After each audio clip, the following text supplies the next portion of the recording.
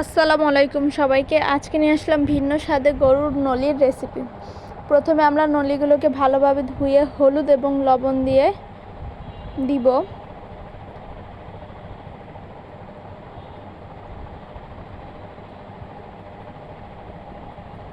তারপরে আমরা দিয়ে দিব মরিচের গুঁড়ো,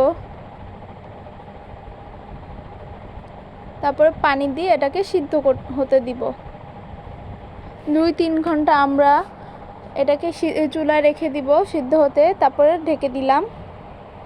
আমাদের গরুর নলিটা কিন্তু হয়ে গিয়েছে। কালারটা কিন্তু সুন্দর এসেছে। এখানে কিন্তু আমরা অন্যান্য কোনো মশলা অ্যাড করিনি, আমরা ওটা বাগার দেওয়ার সময় অ্যাড করে দিব।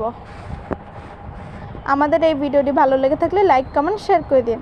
এখন আমরা বাগার দিব। প্রথমে আমরা দিয়ে দিলাম পেঁয়াজ কুচি, তারপর দিয়ে দিলাম আস্ত জিরা, তেজপাতা, এলাচ, দারচিনি,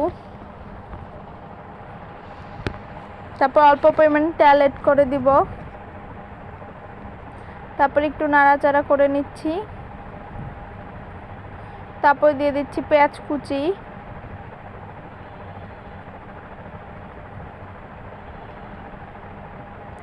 তারপর দিয়ে দিব জিরা ও ধনিয়ার গুঁড়ো,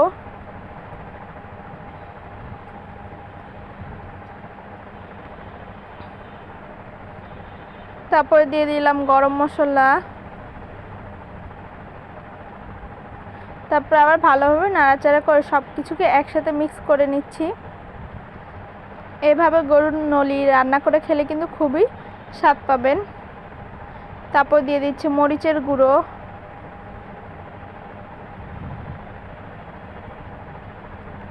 অল্প পরিমাণে পানি অ্যাড করে দিলাম।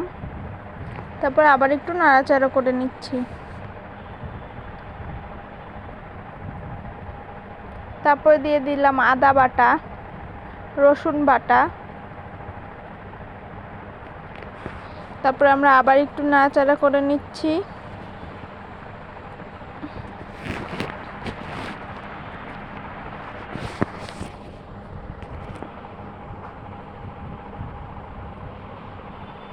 তারপর আমরা আবার অল্প পরিমাণে পানি অ্যাড করে দিব। তারপর কিছুক্ষণের জন্য ঢেকে দিব। যখন তেলটা উপরে ভেসে আসবে তখন আমরা এইটাকে গরুর নলিতে দিয়ে দিব।